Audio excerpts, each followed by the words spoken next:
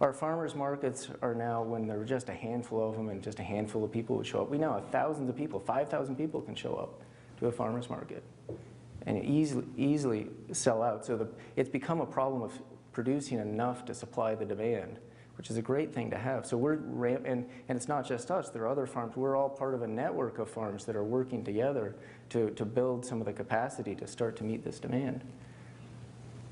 And because we're able to have that direct relationship and work with some of these what otherwise would be commodity crops, but we're selling finished flour, we can actually be price competitive with, you know, maybe 10%, 20% above King Arthur flour.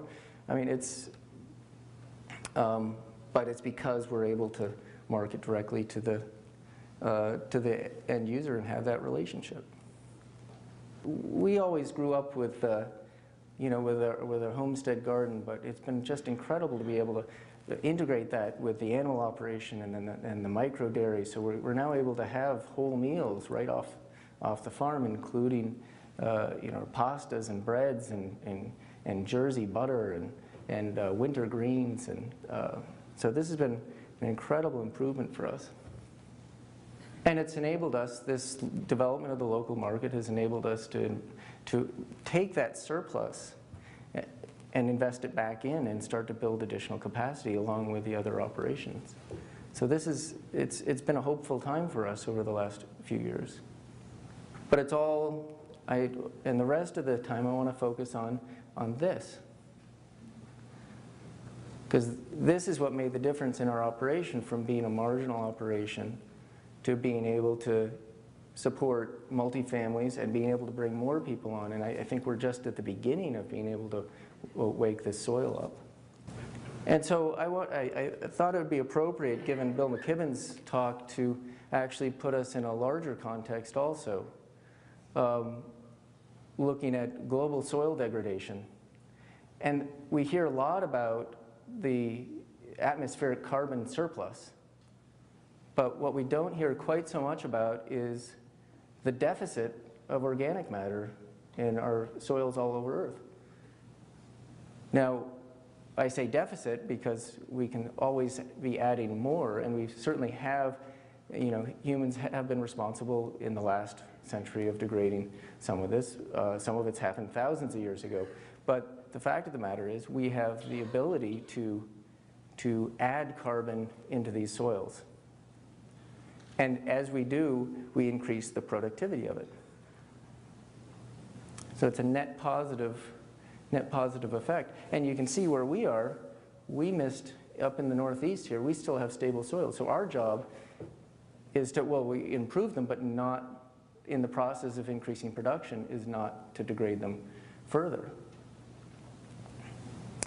But what's incredible about this is that it gives you a roadmap of where the work can be done. If you overlay precipitation or water availability, it will give you an even better idea of where it's possible to really build those soils.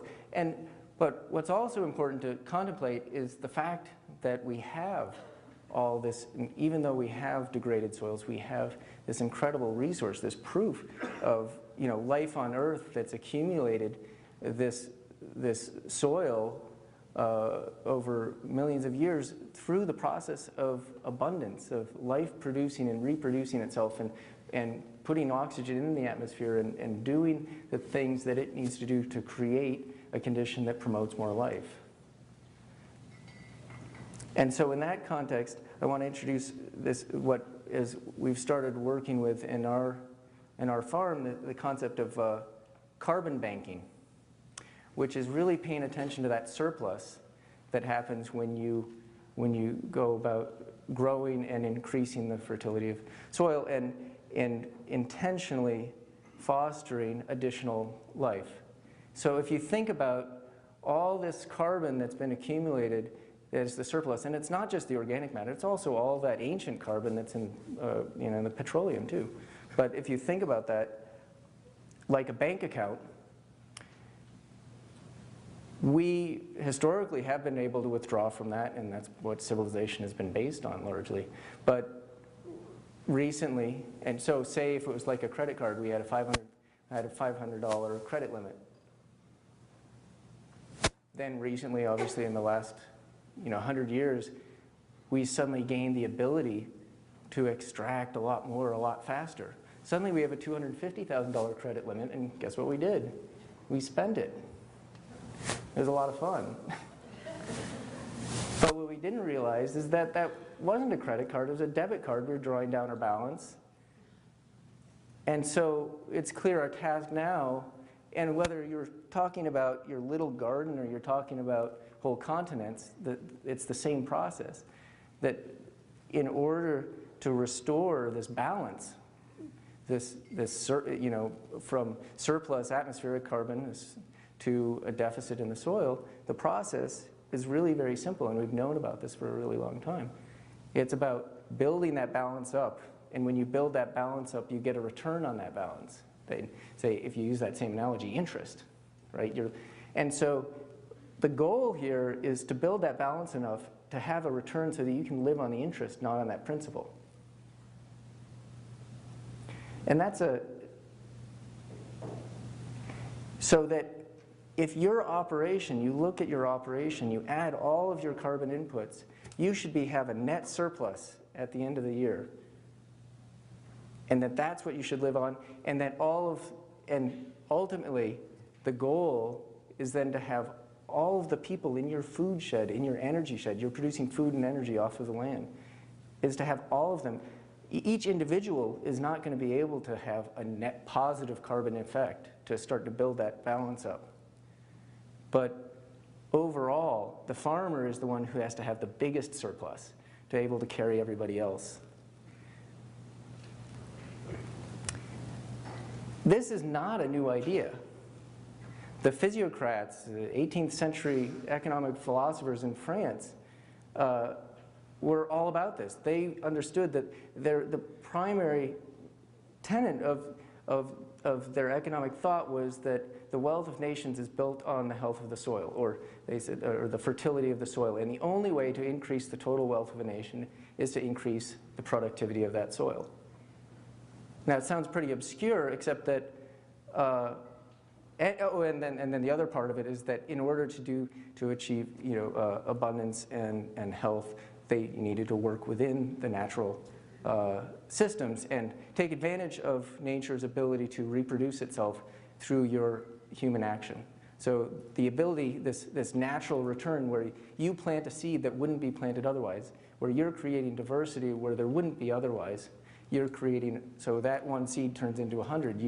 You breed a sow, there are now 14 piglets. That wouldn't have happened otherwise. That's a very powerful thought, and they were very interested in that. The Wealth of Nations devotes almost 100 pages to this line of thought, and it's central to his line of thinking. He only gives this invisible hand that he's well known for 3 mentions in 2 books. Jefferson was a physiocrat. Benjamin Franklin was a physiocrat. These folks were all deeply involved in soil fertility. When George Washington retired to Mount Vernon, he was most interested in improving the soil fertility. And he was looking at this is the Enlightenment. They're all interested in scientific theory, and there's just understanding that there are that air wasn't just air, there are components to it, and they didn't understand the nitrogen cycle and carbon cycle. But George Washington was excited about planting potatoes into clover, into legumes that were fixing the nitrogen for the following year. So this isn't a new idea. But the other key part of this is that people are the solution. The only way that we actually accelerate this process. Some places, like where we live, in these humid environments, you let it go and eventually carbon will accumulate. Other places, you let it go and it will degrade. But we have the ability to take places where there never would be life and improve it. And so the rest of the time I want to show you our approach to how we try and do this. And some of the principles, oh, and here's proof. So this is carbon banking. This is the best example I know. In the Amazon basin, incredibly leached soils. You can't accumulate organic matter very easily because it decomposes so quickly, and there's so much rain it leaches out. And yet this black soil, up to 40% carbon in places, is human-made. And that was thousands of years ago, and it's still some of the most productive soil in the world. That is That would not exist. So that is a carbon bank, and we're still getting the benefits from it. So this is what I'm talking about. So I'm going to go through some of the primary principles that we're trying to follow on the farm, which are, one of the most important is open source, community, technology, localized genetics, so we're trying to select for our appropriate environments. We're reducing our energy inputs, so we can look, if you look at your bottom line, the lower your inputs, even if your outputs are a little lower, you get a net surplus. So you want to really look at reducing your inputs, using the biology and the genetics to our own advantage, because we have the ability to understand these systems, and to really try and promote tight nutrient cycles. None of this is really new. It's just we're trying to put it all together in one place with this particular objective. So here we have this is soil from our farm, same soil type as the soil on a farm down the road. You've probably seen some of these. Rodale does this kind of thing. But this was great because we were like, oh, this is actually the same exact soil type. The difference is management. If you did a chemical analysis, these would probably be pretty identical, except for organic matter.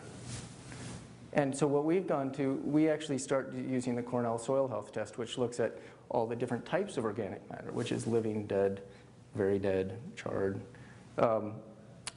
as well as the physical characteristics, compaction, and ability to, aggregate stability. There's a whole list of characteristics beyond the physical characteristics. Because if you manage just for NPK, you don't focus on all the services that the soil is providing. This is requiring a lot more tillage, a lot more fertilizer, and they're using pesticides and herbicides and everything else. And that's a lot of input. That's cost. Your profits goes down. And I'll talk a little bit more about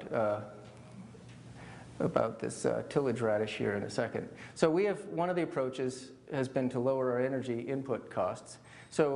And we're a family operation, and we have a lot of discussions about this. And my brother-in-law and father are going towards draft power, which has a lot of great benefits, and it's really fun to be able to play off of one another with these dynamic discussions. But it's low input, a little bit low output. I'm going to a more intensive approach with larger equipment that I don't use a lot, but it's very intense. And we're running it on, so yeah, this is my brother-in-law with one of the 3 teams of horses. But I'm looking at using no-till drills, but trying to close the loop on this process, because this is, this diesel engine, we're trying not to be burning a lot of diesel. We're working on growing our own biodiesel, and we've been doing this for since about 2006.